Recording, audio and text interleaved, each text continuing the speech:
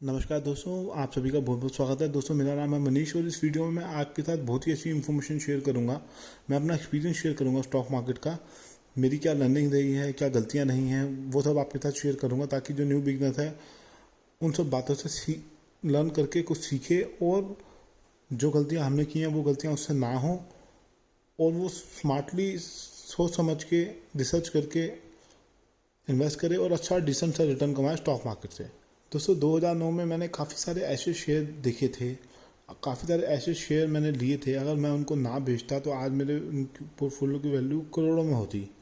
ये मैंने पुराने वीडियो में भी आपके साथ डिटेल में शेयर किया था। आज शॉर्ट में इसके बारे में बात करेंगे। जैसे मैं एग्जांपल के लिए नाम देता हूँ स्टॉक का, जैसे बजाज फाइनेंस हो गया, एचडीएफसी बैंक हो गया, पीडीलाइट इंडस्ट्री हो गया, टाइटन हो गया। ऐसे बड़े बड़े अच्छे strong fundamental strong stock, Maruti Suzuki हो गया। इसके स्टॉक मैंने 2009-2010 में लिए थे। मैंने 2009 में शुरुआत की थी स्टॉक मार्केट में काम करने की। तो मैंने उस टाइम ये कुछ स्टॉक बाय किए थे। अगर ना बेचे होते तो आज मेरा पोर्टफोलियो बहुत स्ट्रांग होता। कम से कम 2-3-4-5 करोड़ की तो वैल्यू आराम से होती। मैंने थोड़ी कैपिटल में के ही शेयर लिए थे। मैंने 2-3-4 लाख के शेयर लिए थे 2009, 2010, 11, 12 में। तो अगर उनको ना बेचा होता तो आज बहुत मोटा प्रॉफिट होता, मुझे डिविडेंड भी मिलता, बोनस भी मिलता और मेरे पोर्टफोलियो की वैल्यू कई करोड़ों में होती। तो मेरे से तो एक चलो गलती हो गई। मैं पास को याद करके हमें अपना फ्यूचर नहीं ख़राब करना चाहिए।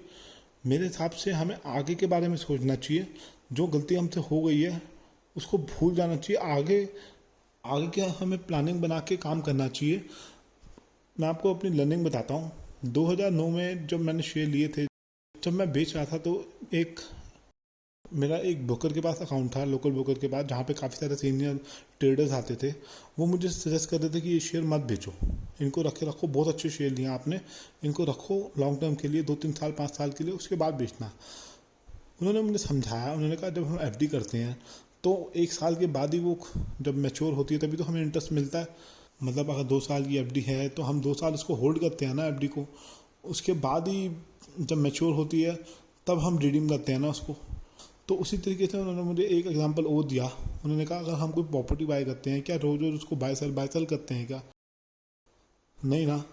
उसको अपने पास रखते हैं, अच्छी लोकेशन पे कोई प्रॉपर्टी पहले रिसर्च करते हैं कि कोई अच्छी लोकेशन पे अच्छा प्लॉट या प्रॉपर्टी मिल जाए। उसको लेने के बाद प्रॉपर्टी तो वैसे कहते हैं कोई बेचता ही नहीं है। प्रॉपर्टी अगर आप कोई लेता है तो 10 साल, 5 साल, 15 साल होल्ड करता है उसको, 5-6 साल बाद ही बेचता है जब उसके रेट काफ़ी अच्छे बढ़ जाते हैं। तो शेयर मार्केट में भी ऐसे ही होता है दोस्तों। अगर आप किसी स्टॉक में इन्वेस्ट करते हो तो इसका मतलब आप किसी बिजनेस में इन्वेस्ट कर रहे हो।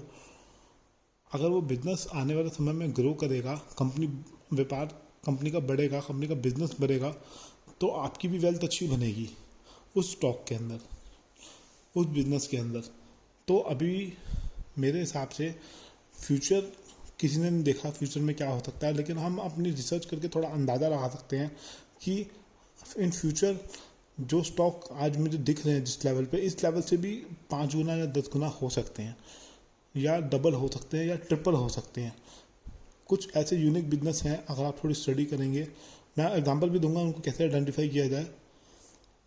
अगर आप थोड़ी स्टडी करेंगे, उनकी फाइनेंशियल रेशियोज देखेंगे, बैलेंस शीट देखेंगे, बिजनेस मॉडल देखेंगे, तो आप भी उनको आइडेंटिफाई कर लेंगे। इसमें कोई बड़ा रॉकेट साइंस नहीं है।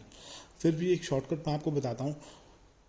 जो बड़े बड़े इंस्टीट्यूशन हैं, जो म्यूचुअल फंड हाउस हैं, जो ये दावा करते हैं कि हम इंडेक्स फंड को बीट करेंगे, आप हमारे फंड में इन्वेस्ट कीजिए, हम मार्केट से अच्छा रिटर्न निकाल के आपको देंगे और इंडेक्स के कंपैरिजन में हमारा फंड ज़्यादा अच्छा परफॉर्म करेगा। वो अच्छा परफॉर्म कैसे करेगा? उन्होंने हाई ग्रोथ, अच्छे strong growing stock, up trend वाले स्टॉक, टेक्निकल जिनका स्ट्रॉन्ग है, फंडामेंटल जिनका स्ट्रॉन्ग है, वो स्टॉक अपने पोर्टफोलियो में रखे होंगे।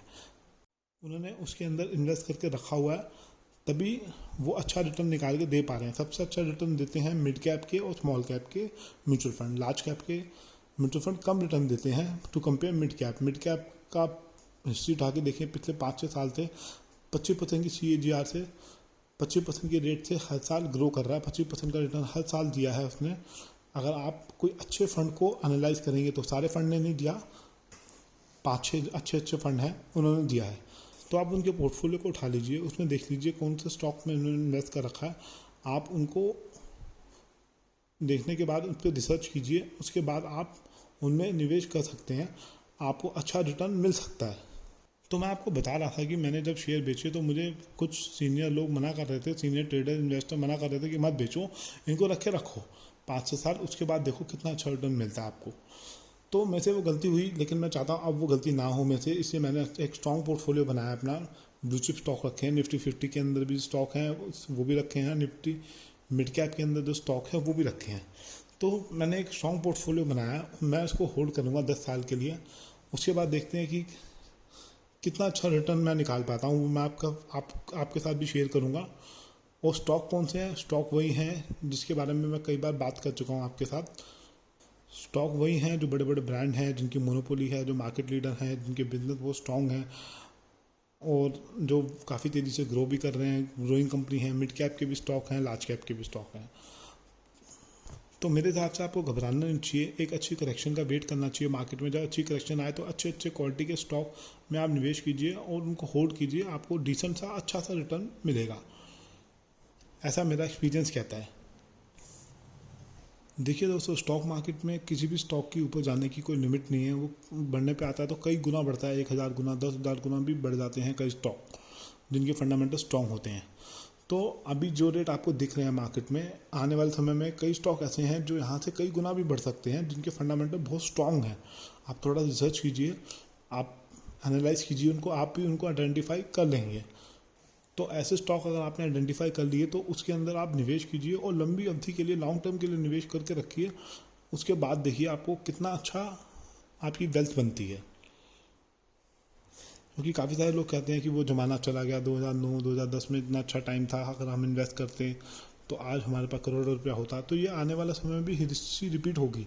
आज जो शेयर आपको दिख रहे हैं ये इस रेट पे नहीं खड़े रहेंगे, हो सकता है मार्केट करेक्ट करती है तो ये भी करेक्ट करेंगे थोड़ा, लेकिन इनके अंदर रिजल्ट अच्छे आने लगेंगे, नंबर अच्छे आएंगे, ग्रोथ आएगी, मैनेजमेंट एक्सपेंशन करेगा, अच्छे से बिजनेस को ड्राइव करेगा, तो ये स्टॉक ग्रो करेंगे, कंपनी ग्रो करेगी और ये स्टॉक काफ़ी अच्छा रिटर्न निकाल के देंगे आने वाले समय में भी।